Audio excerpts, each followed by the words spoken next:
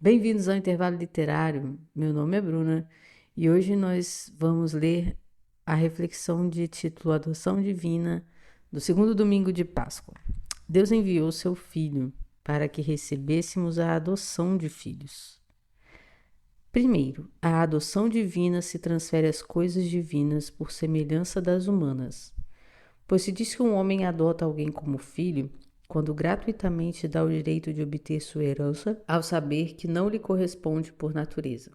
Se diz herança de um homem aquela pela qual é rico, porém aquilo pelo que Deus é rico é o gozo de si mesmo, pois por isso é bem-aventurado e assim essa é a sua herança. Nesse sentido, se diz que Deus adota por filho alguém, posto que aos homens que por suas forças naturais não podem chegar ao gozo mencionado, lhes dá a graça com a qual o homem merece aquela bem-aventurança, para que desse modo lhe corresponda o direito àquela herança.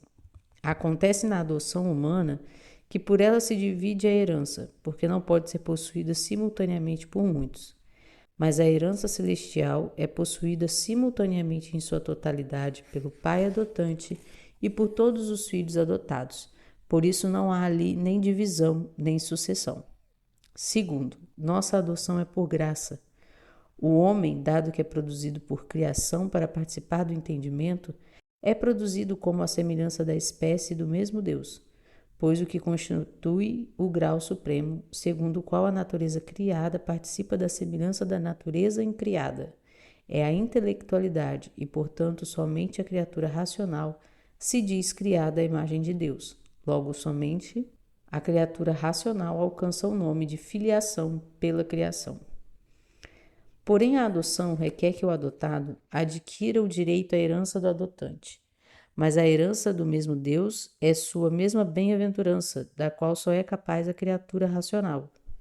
Porém, não a adquire só pelo fato da criação, senão pelo dom do Espírito Santo, donde resulta evidente que a criação não dá às criaturas irracionais nem a adoção nem a filiação, e a criatura racional lhe dá certamente a filiação, porém não a adoção. Porque a comunicação de alguns bens não basta para a adoção, senão a herança, pelo qual não se diz que uma criatura é adotada, por isto de que Deus lhe comunica alguns bens, senão lhe comunica também a herança, que é a divina bem-aventurança. Porém, Cristo de nenhuma maneira pode chamar-se filho de adoção, pois por natureza, já que nasce eternamente do Pai, lhe corresponde o direito à herança paterna, e tudo que tem o Pai é seu. Por isso não adquire esse direito por uma graça que sobrevém.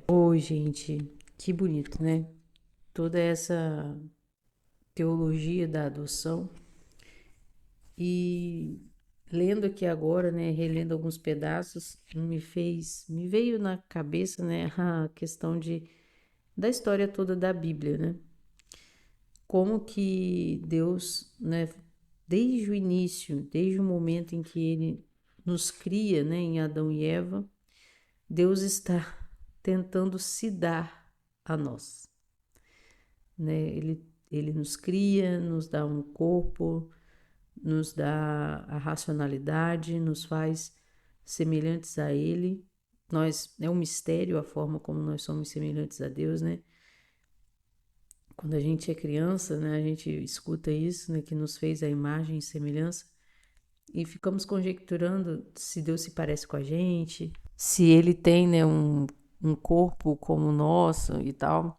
Mas por esse texto aqui, por exemplo, vemos que a racionalidade, né, é a nossa semelhança com Ele. E essa semelhança nos faz criaturas dele, de uma certa forma, mas que depois da queda, ele não consegue se dar a nós. Isso é muito interessante, né? Nós estamos tão separados de Deus no pecado que ele não consegue se dar a nós. Nós não conseguimos ser felizes do jeito que ele nos criou para ser, porque estamos separados pelo pecado. E aí, quando Cristo vem à Terra, né, quando Deus enviou o seu Filho para que recebêssemos a adoção de filhos. Então, quando Cristo morre na cruz e ele e ele paga o preço do sacrifício pelo nosso pecado de forma perfeita, porque antes o povo judeu tinha que fazer esse sacrifício, né, todos os anos, de forma imperfeita e tudo mais. Quando Jesus faz isso de uma vez por todas e de forma perfeita, nós podemos receber a adoção filial perfeita também, né? E essa adoção se dá pelo novo organismo espiritual, ou seja, pela nova vida que recebemos quando recebemos o Espírito Santo. E aí sim podemos gozar de nosso Senhor, né? De nosso Criador, que é de fato a nossa herança, né? A nossa herança é o próprio Deus, é o próprio Criador. É voltar ao estágio em que somos felizes cumprindo o objetivo final pelo qual fomos criados, que é termos a vida eterna junto do Pai. Então fica aí a reflexão do nosso domingo,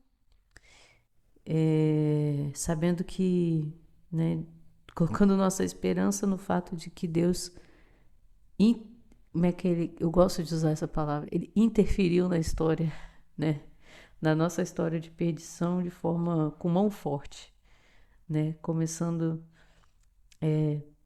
por todo o Velho Testamento, né, tudo que Deus fez para preparar a terra, preparar os homens para receber o seu filho, até que ele faz nascer uma sem pecado, faz nascer Nossa Senhora, e de Nossa Senhora faz nascer, né, o nosso Salvador.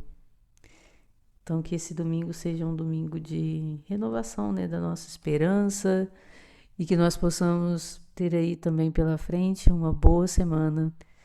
E lembrando que, lembrando não, né? Vou colocar esse adendo aqui de que é uma semana especial, onde vamos receber aqui em casa o Miguelzinho.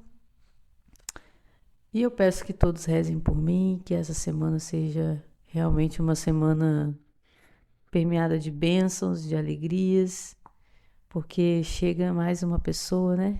Mais um filho de Deus na nossa casa. Muito obrigada a todos e até amanhã.